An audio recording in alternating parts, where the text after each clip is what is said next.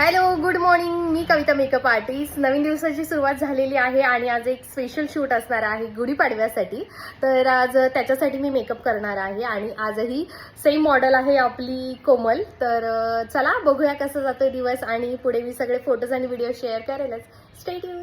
आज जास्त प्रवासाचं टेन्शन नसणार आहे कारण लोकेशन एकदम नियर बाय आहे. कारण मला फक्त वेस्टवरून ईस्टला जायचं होतं आणि खूप कमी प्रवास असल्यामुळे पटापट लोकेशनला पोहोचली.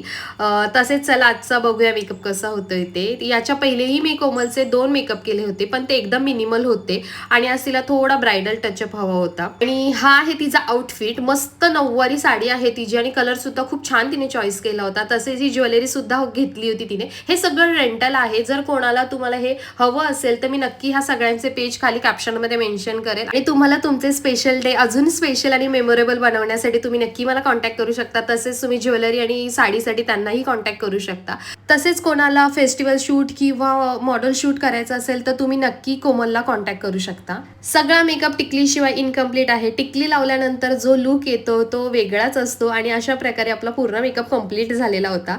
आणि तिचं सगळं शूट इंडोर असल्यामुळे सगळी तयारी घरातच आम्ही करत होतो. पण काही म्हणा की कितीही तयारी केली तरी थोडं थोडं कुठेतरी राहतच.